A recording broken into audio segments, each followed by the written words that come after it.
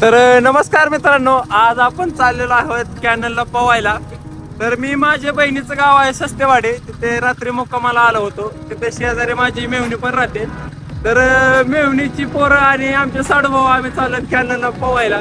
म्हैस कशी पाण्यात डुबकी मारते तशी आम्ही डुबकी मारणार आहे कॅनल मध्ये जाऊन. एवढं ऊन लागतंय ना, खतरनाक लय ऊन लागतंय. त्यामुळं म्हटलं आता थंड झाल्याशिवाय काय पर्याय नाही मित्रांनो आपल्याला. तुम्ही हे बघू शकता कॅनल, खतरनाक विषय भावांनो बघा. पण पाणी स्वच्छ आहे, चांगल्या प्रकारचं थंड पाणी. हा बघ हो, हे मस्ती. हा माझा भाचा सगळ्या कपडे काढ, चल हो येत आहे ना. हाय मी, चल.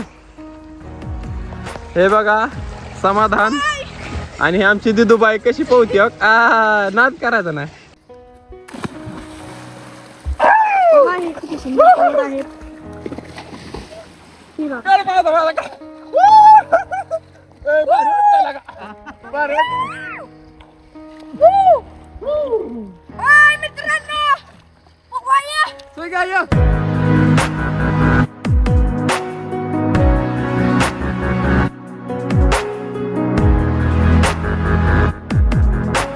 फुलॉन मस्ती गावाकडे मित्रांनो, नाद करायचं नाही.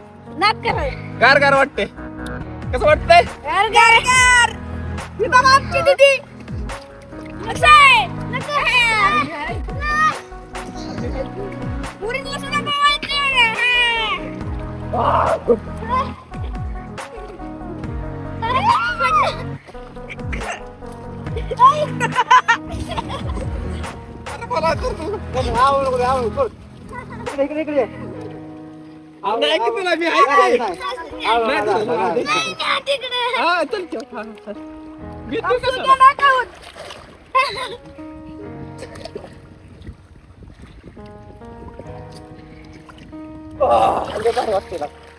पाण्याच्या आतमध्ये आलोय मी.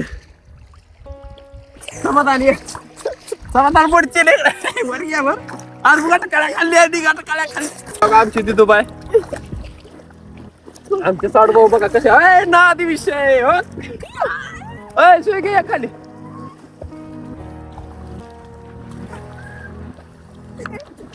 जमतंय जमतंय. दिदूबाई ऐक काय करत बघ.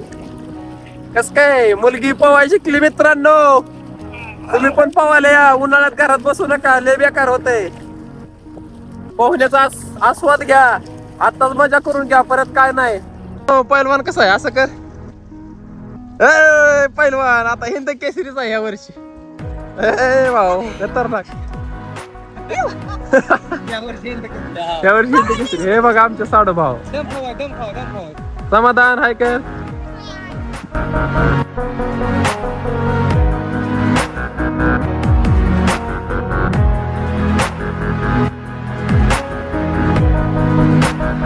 मित्रांनो हेच वय आहे पोहायला वगैरे जाण्याचं. तुम्ही पण जर लहान असाल, तुम्ही मित्रांनो स्वतःहून अजिबात जाऊ नका. आपले वडील, मोठा भाऊ वगैरे कोण असेल तर त्यांच्यासोबतच जावं. मोठा माणूस असल्यानंतर तिथं धरायला वाचवायला तरी माणसं असतात. तुम्ही एकटं जाचाल आणि बुडून बसाल मित्रांनो. इथं गेला म्हणजे डायरेक्ट तुम्ही कॅनलच्या तिकडे निघताल. त्यामुळं स्वतः शानपणा करून जाऊ नका. घरातला मोठा माणूस असेल तरच घेऊन जावं सोबत. तसं जायचा अजिबात प्रयत्न करू नका मित्रांनो. तर मित्रांनो आमचं कॅनल वरती आंघोळ करून वगैरे झालेलं आहे. तर आता आम्ही चाललोय घरी. ते बघू शकता का पहिलवान कसा कपडे बदलते. तर आता जातो घरी, ऊन लागते म्हणून चष्मा घातलाय. हे बघा समाधान. सगळ्यांची आंघोळ वगैरे झाली. आता आम्ही चाललोय घरी. नेक्स्ट ब्लॉग जर पाहायचा असेल तर आपल्या चॅनेलला लाईक करा, शेअर करा आणि सबस्क्राईब करायचं आहे. तर भेटूयात नेक्स्ट ब्लॉग मध्ये. चला.